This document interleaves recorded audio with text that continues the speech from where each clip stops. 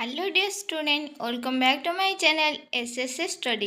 आज आम तृतीय श्रेणी गणित मेला बहीर फास्ट चैप्टर को आलोचना करवा। वीडियो आरंभ करने पूर्व मो चैनल को लाइक शेयर सब्सक्राइब करूँ।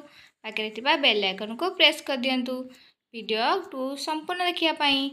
पिले देख, फास्ट चैप्टर ना हूँ नाम कौन अच्छी देख। यहाँ हूँ तुम फास्ट चैप्टर गणित। ये कौन ना अनेक दिन पूर्वे सागर गाँव एक परिवार रहूला। सेमाने वृत्ति है से कौ कम करुले ना गाई पालन करुले। छुट्टी दिन में देव और दीपा गाई मान चरियापाई बाहर को नौले। से गाई मानकर सह विलंबित संध्यारे फेरुले। से गणिमा जाना नाला, आगुरी तो संख्या नाला, तेणु से जापार नुले। तेणु दिने बेले कहला, देव कहला आमे केमिति जानिबा जे आम गाई हजिची ना हजिनी। ताले देव दीपा कौन कले ना सेमानकर बंधु सेमानक गोटे उपाय देला। से उपायटा हूँ कौन ना जेतेबेले तुमे गाई मानक सह बाहर को जाउच सेतेबेले फाटकरे गोटे गाई छाड़िले गोटे गार पकेइबो हैला। प्रत्येक गाई मानक पई कांथरे गोटे लेखा 11 पर जेतेबेले तुम गाई नहीं फेरुच सेतेबेले फाटक भितर गाई मानक प्रवेश को लक्ष्य करी गोटे गोटे गार को लिभेइबा। पर दिन से निज बंधु उनका उपाय अनुसरण कले। घर को फेरला बेले टाणी समस्त गार को लिभेई देले। देख एमती गला गोटे गोटे टाणीबे, फेरला बेलू लिभेई देबे। ताले एइथुरु जानिबे जति गोटे बळी पळिबो एठी गाईटा गारटा, ताले से जानिबे तांको गाई हजिची। जति बळिबनी ताले से जानिबे सब गाई आसीचंती हैला। किछि वर्ष परे सेमानक पाखरे अनेक गाई हो गला। दिने घरू बाहरला बेले सेमाने कांथरे अनेक गुड़िए गाड़ टाणीथिले। तेबे सेमाने पाखरे केतरी गाई थिला देख, गणी दियो एटा, गणी को 1 2 3 4 5 6 7 8 9 10 11 12 13 14 15 16 17 18 19 20 21 22 23 24 25 26 27 28 29 30 31 32 33 34 35 36 37 38 39 40 41 42 43 44 45 46 ताले केतेटा पाखरे गाई थिला ना 47टा। देखियो पिले एठी 47टी गाई थिला। दिने से माने गाई मान को नहीं फेरिले। प्रत्येक दिन गाई पुणी फाटक भीतर को पशिया समय से गोटे गोटे करी गार को लेभाइले। कांथरे बड़का 2टी गार रहिला, मात्र बाहर को कौन गाई देखा पाइले। फले से चिंतित हेले। कहीं चिंतित हेले ना तांकर केतेटी गाई घरे पहुँची थिले। केतेटी की रे ना तांकर 45टी गाई जो पहुँची थिले, आउ 2टी से माने पहुँची नथिले नहीं कि। तापर देख पिले तापर से खोजिले और 2टी को पाइके आसिले। सेमानकर बंधु हेमंत पाखरे 36टी गाई एवं 23टी मेंढा थिला। देव और दीपांक भली गार टाणी हेमंत को ताकू गाई मेंढा उपर नजर रखिया आम साहाଯ୍य करवा। ये देख आम गार टाणीबा 36टी गाई गाई पे आम के गार टाणीबा। देख गार टाणी दउची देख 1 1 2 3 4 5 6 7 8 9 10 11 12 13 14 15 16 17 18 19 20 21 22 23 24 25 26 27 28 29 30 31 32 33 34 35 ये 36टी गाई है। 36टी गाई पे गार टाणिले आउ 23टी मेंढा। मेंढा पाई देख 1 2 3 4 5 2 3 4 5 10 है। 12 13 14 15 16 17 18 19 20 ये 3 23टी मेंढा एंटी गार टाणीबा हैला। ताले 1 नंबर आस कामटी करवा। किछि पशुपक्षी एक खेल खेलिबा को एकाठी हेले। सेमाने 2टी दल गठन करिया को चाहिए। सेमाने स्थिर कले जे से प्रथम दलर दलपति हेबे जार नाम सबुठारु लंबा, अर्थात नाम रे अधिक अक्षर थिबो। सबुठारु छोट नाम बा सबुठारु कम अक्षर थिबा नाम को द्वितीय दलर दलपति करेबे। देख ताले कोटार अधिक अच्छी महाबल बाघरे केतेटा अक्षर ना 1 2 3 4 5 6 6टी अक्षर। କୁକୁରରେ କୁକୁର 3ଟି ଅକ୍ଷର, ମୟୂରରେ 3ଟି, ଡାମରା କାଉରେ 5ଟି ଅକ୍ଷର, ସିଂହରେ 2ଟି ଅକ୍ଷର, ଦନ୍ତା ହାତୀରେ 4ଟି ଅକ୍ଷର, ହରିଣରେ 3ଟି, ବଳଦରେ ବି 3ଟି, ମାଛରଙ୍କାରେ 4ଟି, ମାଙ୍କଡ଼ରେ ବି 3ଟି। ସବୁଠାରୁ ଅଧିକ କେଉଁ ପଶୁରେ ଅଛି ନା ମହାବଳ ବାଘ, କମ୍ ଅଛି ସିଂହ। ହେଲା, ତାହେଲେ ଆମେ ଦେଖିଲେ କ'ଣ ପ୍ରଥମ ଦଳ ଏଠି ନାଁ କ'ଣ ହେବ ନା ମହାବଳ ବାଘ, ଅକ୍ଷର ସଂଖ୍ୟା 6। ଦ୍ୱିତୀୟ ଦଳ ହେବ କ'ଣ ନା ସିଂହ, ଅକ୍ଷର ସଂଖ୍ୟା 2। 2 ନମ୍ବର, କାହାର ନାମ ଲମ୍ବା ଅଛି ଆଲୋଚନା କରିବା। ଦେଖ, ମହେଶର କେତେଟା ଅକ୍ଷର? 1 2 3, 3ଟି ଅକ୍ଷର। ଝଷ କେତେ ନରେ? 1 2 3 4 5, 5ଟି ଅକ୍ଷର। ତାହେଲେ କାହା ନାଁ ଅଧିକ? ଏଇଠି ତୁମେ ଲେଖିବ ଝଷ କେତେ ନ। କ'ଣ ଲେଖିବ ଏଠି? ଝଷ କେତନ। ହେଲା, 3 ନମ୍ବର ପିଲେ ଦେଖ, ନିମ୍ନରେ ଦିଆଯାଇଥିବା ଖାଲି ସ୍ଥାନ ଗୁଡ଼ିକରେ ତୁମେ କିଛି ବନ୍ଧୁମାନଙ୍କର ନାମ ଲେଖ। ତାପରେ କରୁ ଚ ପର୍ଯ୍ୟନ୍ତ ପ୍ରଶ୍ନ ଗୁଡ଼ିକର ଉତ୍ତର ଦିଅ। ଦେଖ, ଏଠି ତୁମ ବନ୍ଧୁମାନଙ୍କ ନାଁ ଲେଖିବା। ହେଲା, ଏମିତି ହେଉଛି ରମେଶ, ରାକ୍ଷୀ, ତାପରେ ମାନିନୀ, ସାଗର। ହେଲା, ତାପରେ ଲକ୍ଷ୍ମୀପ୍ରିୟା। ଏମିତି ତୁମ ସାଙ୍ଗମାନଙ୍କ ନାଁ ଲେଖିବ। ହେଲା, ରାମୁ, ହେଲା ହରି, ଆଉ ହେବ କ'ଣ ନା ଦେବା। ହେଲା, ରମେଶର କେତେଟା ଅକ୍ଷର ନା 3ଟା, ରାକ୍ଷୀରେ 2ଟା, ସାଗରରେ 3ଟା, ମାନିନୀରେ ବି 3ଟା, ଲକ୍ଷ୍ମୀପ୍ରିୟାରେ 4ଟା। ତାହେଲେ ଦେବାରେ 2ଟି ଅକ୍ଷର, ହରିରେ 2ଟି, ରାମୁରେ ବି 2ଟି। ଏମିତି ପିଲେ ତମେ ମାନେ କରିବ। ତାପରେ ଦେଖ ପିଲେ କ'ଣ ଅଛି ପ୍ରଶ୍ନ। ଦେଖ ପିଲେ, ସବୁଠାରୁ ଲମ୍ବା ନାମ ଗୁଡ଼ିକର ଠିକ୍ ଦିଅ, ସବୁଠାରୁ ଛୋଟ ନାମ ଗୁଡ଼ିକ ଛକି ଦିଅ। ଏମିତି ରାମୁ, ହରି ଏଥିରେ ଛକି ଦେବ। ତମେ ଯାହା ଯାହା ନାଁ ଲେଖିଛ ସେ ଅନୁସାରେ ଠିକ୍ ଭୁଲ ଦେବ। ହେଲା, ତୁମର ନାମର ପ୍ରଥମ ଅକ୍ଷର ଲେଖ। ତୁମ ନାମର ପ୍ରଥମ ଅକ୍ଷର, ତୁମ ନାଁ ମନେକର ରମେଶ। ରମେଶର ଫାଷ୍ଟ ଅକ୍ଷର କ'ଣ ନା ର। ତୁମ ନାମର ପ୍ରଥମ ଅକ୍ଷରଟି ଯାହା, ସେହି ଅକ୍ଷର ଆରମ୍ଭରେ ହେଇଥିବା ସମସ୍ତ ନାମ ଗୁଡ଼ିକୁ ଗଣନା କର। ତୁମ ନାମର ପ୍ରଥମ ଅକ୍ଷରଟି ଯାହା, ସେହି ଅକ୍ଷର ଆରମ୍ଭ ହେଇଥିବା ସମସ୍ତ ନାମ ଗୁଡ଼ିକୁ ଗଣନା କର। ତାହେଲେ ଆମ ଅକ୍ଷର ରରେ କ'ଣ ଅଛି କି ରେ? ନା ରରେ ଅଛି ରାମ। ହେଲା, ରରେ ଅଛି ରମା, ରରେ ରମେଶ, ରରେ ରମାକାନ୍ତ। ଏମିତି ବହୁତ ଗୁଡ଼ିଏ ଅଛି ନା। ହେଲା, ରମାକାନ୍ତ, ଏମିତି ବହୁତ ଗୁଡ଼ିଏ ନାଁ ତୁମେ ଲେଖିପାରିବ। ହେଲା, କେଉଁ ଅକ୍ଷରଟି ପ୍ରଥମ ସବୁଠାରୁ ଅଧିକ ଥର ବ୍ୟବହୃତ ହେଉଛି, ଏଥିରେ ଆରମ୍ଭ ହେଇଥିବା ନାମ ଗୁଡ଼ିକୁ ଗଣି ଲେଖ।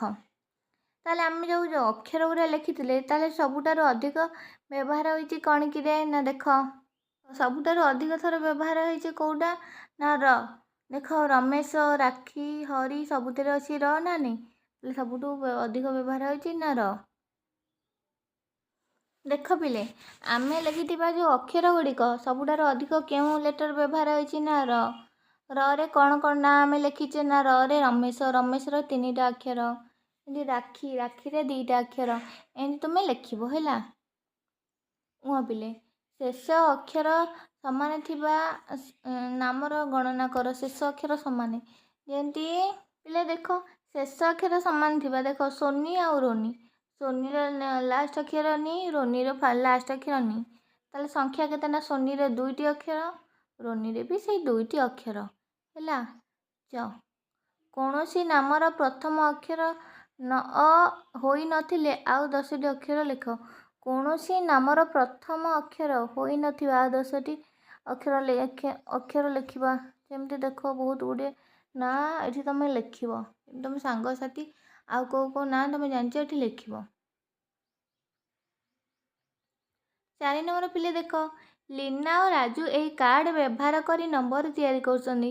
1 2 3 4 5 6 7 8 9 10 11 12 13 14 15 16 17 18 19 20 ତାପରେ 30 40 50 60 70 80 90 ତାପରେ କ'ଣ ଦେଇଛି ନା ଲିନା ନିଜ ରୋଲ୍ ନମ୍ବରକୁ କେତେ ନା 43କୁ ଏମିତି ତିଆରି କରିଛି। ତାହେଲେ କେତେଟି ହେବ ନା 43।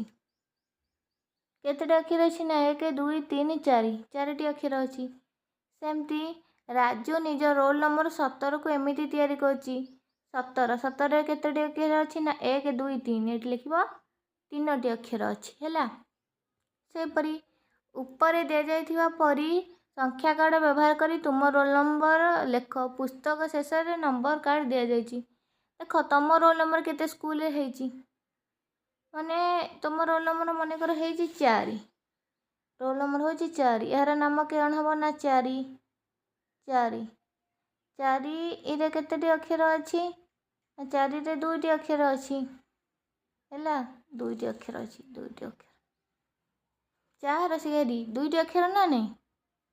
ଆଚ୍ଛା, ତୁମ ଖାତାରେ କିଛି ସଂଖ୍ୟା ସେଇ ନାମ ଲେଖ। ପ୍ରତ୍ୟେକର କେତୋଟି ଅକ୍ଷର ଅଛି ତୁମେ ଲେଖ। ଗ ନମ୍ବରଟା ମୁଁ ଲେଖୁଛି 11 11ରେ 3ଟି ଅକ୍ଷର, 12 12ରେ 2ଟି ଅକ୍ଷର, 13 13ରେ 2ଟି ଅକ୍ଷର, 14 14ରେ 3ଟି, 15 15ରେ 3ଟି, 16ରେ 3ଟି, 18ରେ 3ଟି, 19ରେ 4ଟି ଏମିତି ଲେଖିବ।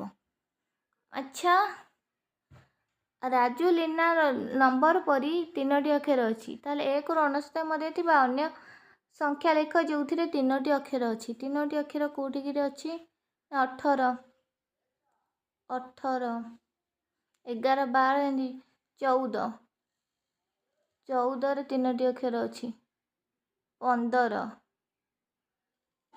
ଆଉ ଗୋଟିଏ 3ଟି ଅକ୍ଷର ଅଛି ନା 16 17 17 ଏଇଠି 3ଟି ଅଛି ହେଲା। 14ରେ ବି 3ଟି ଅକ୍ଷର, 15ରେ ବି, 16ରେ ବି ଆଉ 17ରେ ବି ଏଇଠି 3ଟା ଅକ୍ଷର ଅଛି। ତାପରେ 1 ନମ୍ବର 1ରୁ 99 ମଧ୍ୟରେ 5ଟି ଅକ୍ଷର ଥିବା ସଂଖ୍ୟା ଗୁଡ଼ିକ ଲେଖିବା। କେଉଁ ଅକ୍ଷରରେ 5ଟି ଅକ୍ଷର ଅଛି କିରେ? ଦେଖିବା ପିଲେ କହିଲ। ଦେଖ ପିଲେ 1ରୁ 99 ମଧ୍ୟରେ 5ଟି ଅକ୍ଷର ଥିବା ନାମ ଗୁଡ଼ିକର ନାଁ ମୁଁ କହିଦେଉଛି। 31 34 35 37 38 39 41 44 45 47 48 ଏହିପରି ଅନେକ ଗୁଡ଼ିଏ ନାଁ ହେବ ହେଲା। ଦେଖ ପିଲେ ଖୋଜି ବାହାର କର। ମୁଁ ଓ ମୋ ସାଙ୍ଗ 71ରୁ 99 ଭିତରେ ରହିଛୁ। ଆମେ ଉଭୟ 2ଟି ଅକ୍ଷର ବିଶିଷ୍ଟ କିନ୍ତୁ ସମାନ ନୁହେଁ। ଆମ ଭିତରେ କିଏ ସାନ କିଏ ବଡ଼? 2ଟି ଅକ୍ଷର ବିଶିଷ୍ଟ ଗୋଟେ ହେଉଛି 80 ଆଉ ଗୋଟେ ହେଉଛି 90। 80 ଆଉ 90 ଭିତରେ କିଏ ସାନ ନା 80 ସାନ 90 ବଡ଼। 2 ନମ୍ବର ପିଲେ ତୁମ ଖାତାରେ ଏଭଳି ଗାଣିତିକ ଧନ୍ଦା ତିଆରି କର। ତୁମ ସାଙ୍ଗକୁ ପଚାର, ଚାହିଁଲେ ତୁମେ ଇଏ କରିପାରିବ। ଦେଖ ବୀର ପୁରୁଷୋତ୍ତମପୁର ଓଡ଼ିଶାର ଏକ ଲମ୍ବା ନାମ। ପୁରୀ ଜିଲ୍ଲାରେ ଅବସ୍ଥିତ। 1 2 3 4 5 6 7 8 9 10 11 12 13 14 15 16 ଇଂଲିଶରେ 16ଟା ଅକ୍ଷର, ଓଡ଼ିଆରେ 1 2 3 4 5 6 7 8 9 ଇଂଲିଶରେ ଓଡ଼ିଆରେ 9ଟା। ଓଡ଼ିଶାର ଇବ୍ ଏକ ଛୋଟ ନାମ ବିଶିଷ୍ଟ ସ୍ଥାନ ଅଛି। ଲିନା ଏବଂ ରାଜୁ ପାଖରେ କିଛି କାର୍ଡ଼ ଅଛି। ଲିନା ଏହାକୁ 2 ଭାଗରେ ବିଭକ୍ତ କରିଛି। ଦେଖ କାର୍ଡ଼ ଗୁଡ଼ିକ ଚଢ଼େଇ, ଏଇଟା ଦେଖ ଜୀବ ଆଉ ନିର୍ଜୀବକୁ ସେ ଅଲଗା କରିଦେଇଛି। ଏ କାର୍ଡ଼ ମଧ୍ୟରୁ ଯେଉଁମାନେ ଖାଦ୍ୟ ଖାଆନ୍ତି ଯେଉଁମାନେ ଖାଦ୍ୟ ଖାଆନ୍ତି ନାହିଁ ରୂପରେ ବିଭକ୍ତ କରାଯାଇଛି। ରାଜୁ ସମାନ କାର୍ଡ଼ରେ ରାଜୁ ସମାନ କାର୍ଡ଼କୁ ଭିନ୍ନ ଢଙ୍ଗରେ ଇଏ କରିଛି। ତାହେଲେ ରାଜୁ ଅଲଗା କରିଥିବା ପ୍ରତ୍ୟେକ ଭାଗରେ କ'ଣ ସାଧାରଣ ଅଛି? ରାଜୁ ଦେଖ ରାଜୁ କରୁଛି କ'ଣ ନା ଏଇଟା ସମସ୍ତେ ଗୁଡ଼ି, ଏରୋପ୍ଲେନ୍, ମାଛି ଆଉ ଉଡ଼ାଜାହାଜ ଚଢ଼େଇ ମାନେ ଉଡ଼ି ପାରନ୍ତି, ଏମାନେ ସବୁ ଉଡ଼ି ପାରନ୍ତି ନାହିଁ। ରାଜ୍ୟ ଅଲଗା କରିଥିବା ପ୍ରତ୍ୟେକ ଭାଗର ପ୍ରଥମ ଭାଗର ଚିତ୍ରଟା ଉଡ଼ି ପାରନ୍ତି, ଦ୍ୱିତୀୟ ଭାଗର ଚିତ୍ରଟା ଉଡ଼ି ପାରନ୍ତି ନାହିଁ। ନିମ୍ନ କିଛି ଘରୋଇ ଜିନିଷ ଛବି ଦିଆଯାଇଛି ଦେଖ। ଟିଭି, ଚୌକି, ଲ୍ୟାମ୍ପ, ପଲଙ୍କ, ଘଡ଼ି, ପଙ୍ଖା, ତକିଆ, କମ୍ବଳ। ଦେଖିଲ, ଉପରୋକ୍ତ ବସ୍ତୁକୁ ଦୁଇ ଭାଗରେ ବ୍ୟକ୍ତ କରିବା। ବିଜୁଳି ଆବଶ୍ୟକ କରୁଥିବା ବସ୍ତୁ, ବିଜୁଳି ଆବଶ୍ୟକ କରୁନଥିବା ବସ୍ତୁ। କେଉଁଗୁଡ଼ିକ କରେଣ୍ଟ ଆବଶ୍ୟକ କରନ୍ତି, କେଉଁଗୁଡ଼ିକ କରେଣ୍ଟ ଆବଶ୍ୟକତା କରନ୍ତି ନାହିଁ। କେଉଁଗୁଡ଼ିକ ଆବଶ୍ୟକ କରନ୍ତି ନା ପଙ୍ଖା, ଦେଖ ଟିଭି, ଲ୍ୟାମ୍ପ, ପଙ୍ଖା ହେଲା। ଆଉ କରେଣ୍ଟ ଘଡ଼ି ବ୍ୟାଟେରୀ ଆବଶ୍ୟକତା କରେ ହେଲା। ଆଉ ଘଡ଼ି ଗୋଟେ ଅଛି ଚାର୍ଦିଆ ଘଡ଼ି, ସେମାନେ କରେଣ୍ଟ ଆବଶ୍ୟକତା କରନ୍ତି ହେଲା। ଚୌକି, ତକିଆ, କମ୍ବଳ, ପଲଙ୍କ ଏମାନେ ବିଜୁଳି ଆବଶ୍ୟକତା କରନ୍ତିନି। ଏଇଠି ତୁମେ ଲେଖିବ ଚୌକି, ତକିଆ, କମ୍ବଳ, ପଲଙ୍କ। ସେଇ ବସ୍ତୁ ଗୁଡ଼ିକୁ ଭିନ୍ନ ଭାବରେ ଭାଗ କରି ନିମ୍ନରେ ଦେଖି ଦିଆଯାଇଛି। ଭିନ୍ନ ଭାଗରେ କେମିତି ଆମେ ଭାଗ କରିବା? ଆମେ ତାକୁ ଭିନ୍ନ ଭାବରେ ଲେଖିପାରିବା। ଶୋଇବା ବେଳେ କାମରେ ଲାଗନ୍ତି, ଶୋଇବା ବେଳେ କାମରେ ଲାଗନ୍ତି ନାହିଁ। କ'ଣ କ'ଣ ଶୋଇବା ବେଳେ ଯେଉଁ କାମରେ ଲାଗନ୍ତି ନା ତକିଆ, କମ୍ବଳ, ପଲଙ୍କ, ଫ୍ୟାନ୍ ହେଲା। କ'ଣ କ'ଣ ଲାଗନ୍ତି ନାହିଁ? ଆମେ ପ୍ରାୟତଃ ଶୋଇଲା ବେଳେ ଲାଇଟ୍ ବନ୍ଦ କରିକି ଯେଉଁ ଶୋଉ। ଲ୍ୟାମ୍ପ, ଘଡ଼ି ହେଲା, ଲ୍ୟାମ୍ପ, ଘଡ଼ି, ଟିଭି ଏଇଟା ଆମେ ଶୋଇଲା ବେଳେ କାମରେ ଲାଗେ ନାହିଁ। ଏମିତି ଲେଖିବ। ଦେଖ, ଆସ କାମଟି କରିବା। କେଶ ସଜ୍ଜା। ଲିନା ବିଦ୍ୟାଳୟକୁ ଯାଉଛି, ତାର ମା ତା ଚୁଟିଟିକୁ ବାନ୍ଧି ଦେଉଛନ୍ତି। ମାଳାର 2ଟି ଚୁଟି ବେଣୀ ଅଛି ଦେଖ। ତୁମ ଶ୍ରେଣୀରେ ଥିବା ପିଲାମାନଙ୍କୁ ଦେଖ। ସବୁ ପିଲା ନିଜ ଚୁଟିକୁ ଭିନ୍ନ ଭିନ୍ନ ଉପାୟରେ ବାନ୍ଧିଛନ୍ତି ଦେଖ। କିଏ କେମିତି ବାନ୍ଧିଛି। ତାହେଲେ ପିଲା ସଂଖ୍ୟା ଦେଖିବ 1 2 3 4 5 6 ହେଲା। 6 ଜଣ ପିଲା କିଏ କେମିତି ବାନ୍ଧିଛି ପିଲେ ଦେଖ।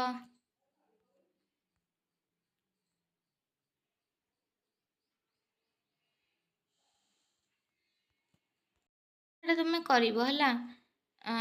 କିଏ କେମିତି ବାନ୍ଧିଛି 6 ଜଣ ପିଲା ଏମିତି କିଏ ବାନ୍ଧୁଛି ତମ କ୍ଲାସ୍ରେ, ତାହେଲେ ଲେଖିବ ମନେକର 2 ଜଣ। ଏମିତି ଚୁଟି ବାନ୍ଧନ୍ତି 10 ଜଣ। ଏମିତି ଯେଉଁ ଏମିତି କୁଞ୍ଚୁ କୁଞ୍ଚିଆ ଚୁଟି 2 ଜଣଙ୍କର ଅଛି। ଟିକେ କ୍ଲିପ୍ ମାରନ୍ତି 5 ଜଣ। ଏମିତି କୁଣ୍ଡେଇକି ଆସନ୍ତି 7 ଜଣ। ଏମିତି 2 କର ଚୁଟି ପାଳିକି ଆସନ୍ତି 3 ଜଣ। କିଏ କେମିତି ଚୁଟି କୁଣ୍ଡେଇକି ଆସେ ଏମିତି କରିବ। ଏଇଠି ପିଲେ ଭିଡ଼ିଓଟି ସରିଯାଇଛି। ଆଶା କରୁଛି ନିଶ୍ଚିନ୍ତ ଭାବରେ ଭଲ ଲାଗିଥିବ।